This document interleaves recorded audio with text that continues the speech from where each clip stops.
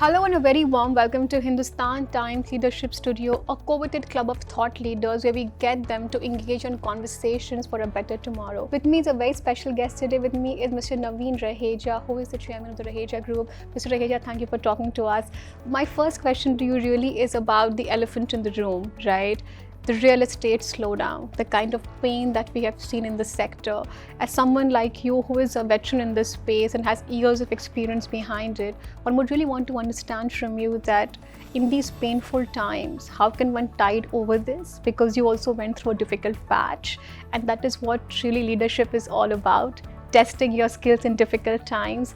And since we're having conversations about leadership, one would really want to understand 2 or 3 key things from you on how to navigate such difficult times of slowdown. So when it comes to the problem which is existing, it has taken so much of proportion now that with almost 10 lakh customers waiting for their home since last more than 5 years, delays in the projects, and all the projects are stalled that way. Taking them out without money is something impossible. So what needed to be done was,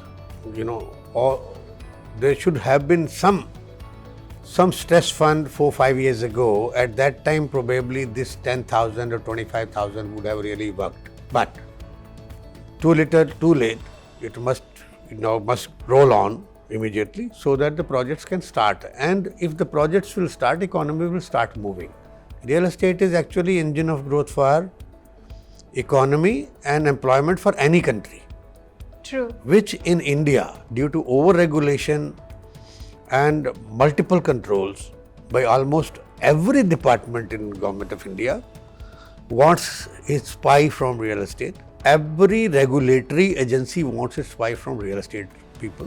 And even judicially also, there is absolutely no protection. There are more than 13 windows where a real estate developer can face in one single default, which may occur due to even the government agencies' delay in providing infrastructure, or government agencies' delay in giving you sanctions on time. That one default can lead to more than, I think, 50 such windows opening up to create lot of pain and problem for the project and for the developer. You put it rightly. So you're saying over-regulation has killed the real estate sector. Yeah. But now, Mr. Raheja, as you go forward, what we have happened, the government has also said that they're thinking, like you said, that too little, too late has happened. So what really is your ask from the government? My ask from government immediately. You want to revive the economy, you have to revive real estate. You also mentioned a very important point that real estate has a cascading effect on the economy. This entire narrative being built on the country about being a 5 trillion economy by 2025. Do you think how realistic this is, or it is just like a very far shot from this, because the way the economy is right now pretty much in shambles, right? I will say that not even 5 trillion, it can even be much better be achieved. What our country has, nobody else, no other country on the planet has. We have, a great demographic bank of young people.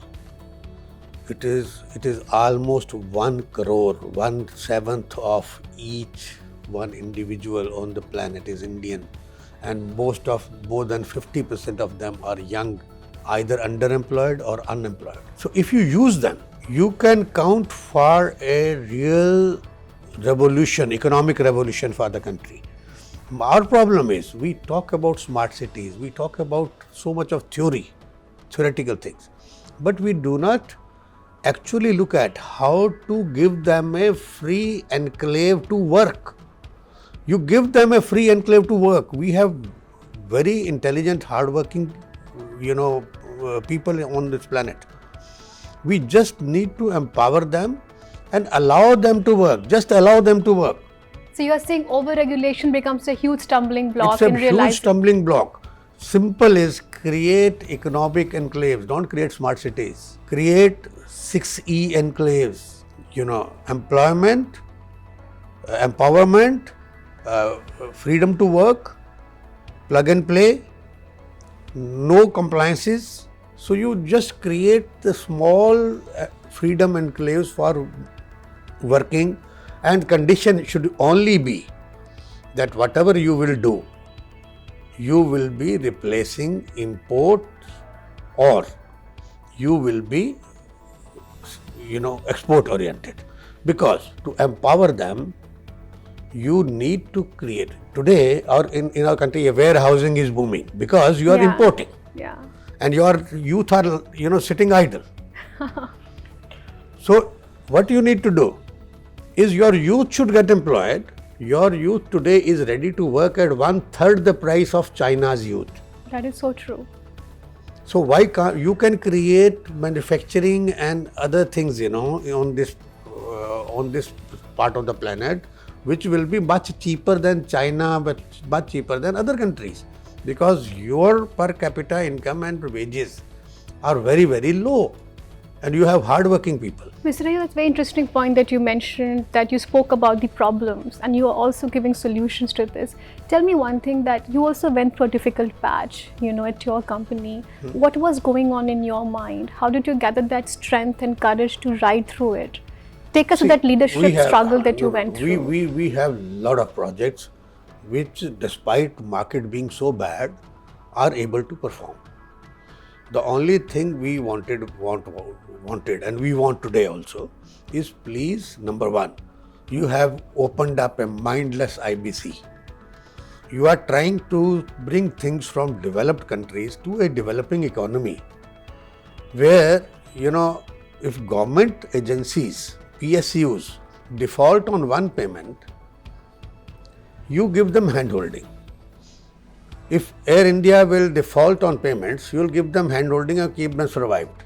And you say bail out for them, not for you guys. But when it comes to a private sector agency, you don't want to give them even an opportunity of 1 year or 2 years to just try to bring it back and understand their problem and what is the solution to it.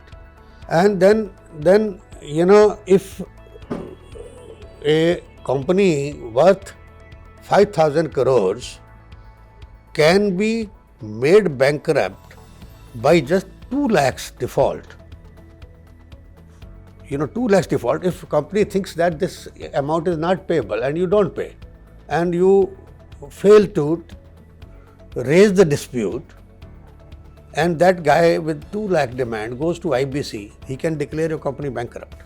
These are the laws in this country, instead of actually understanding who's right, who's wrong. But I do think that while your point is correct, where the government is coming from is there's so much of disappointment, discontent among the end users. I'm not talking about Raheja, but what other developers have done, especially in cities like Noida and other cities.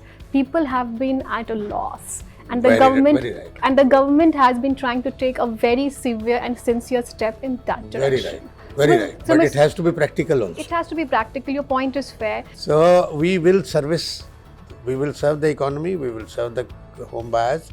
Our focus is shifting totally to the home buyers now. That even if there is a small complaint, it should get redressed as fast as possible, because we are there because of them. And if we have somewhere defaulted and gone on the written agreements, I think we should do away with that. Unless the buyers make you a developer, you cannot be a developer. True. You can be a developer only if the buyers accept you. So on that ultimately, thought, on that thought, we know we will be able to move on. Okay. Thank you, Mr. Raheja. Thank you so much. It was lovely speaking with you. Thank you. Thank you.